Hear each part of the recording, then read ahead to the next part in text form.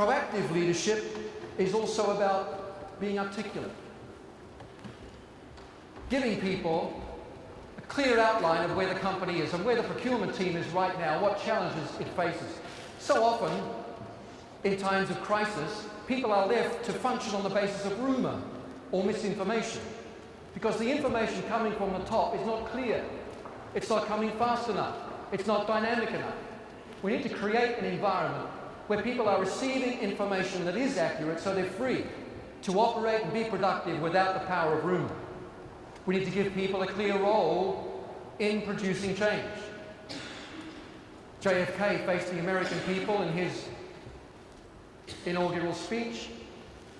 He faced an America that was feeling deeply insecure about the threat of Soviet expansionism and the possible threat of communism within.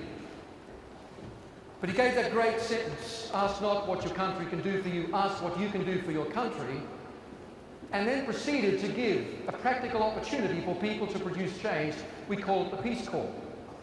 It's very important that people are given an opportunity in times like this to produce change in their individual roles. It's also important that you, as much as possible, open up decision making.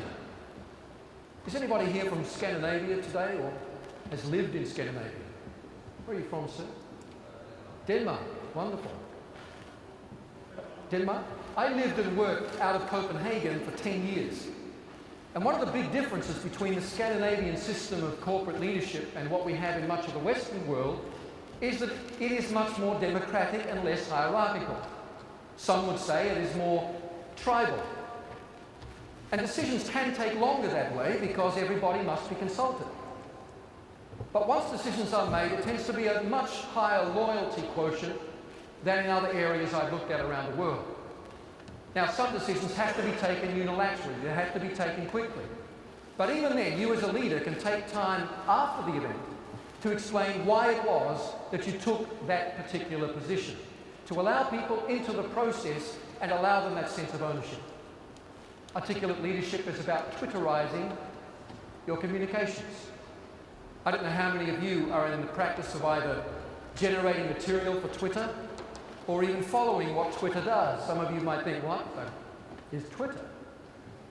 This little service that allows people 140 characters in which to say something meaningful. 160 is the limit the American telephone system places on the number of characters in a text. So Twitter said, let's take 140. That allows us space for the username. And it is amazing to see what people are writing within 140 characters.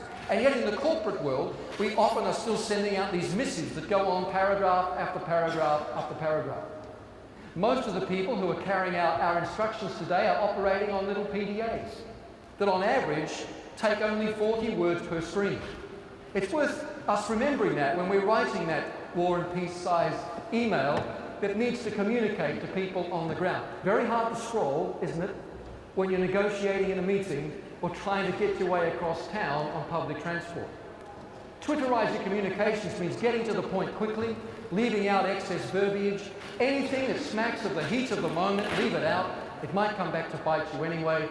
And try, where you can, to add some kind of encouragement.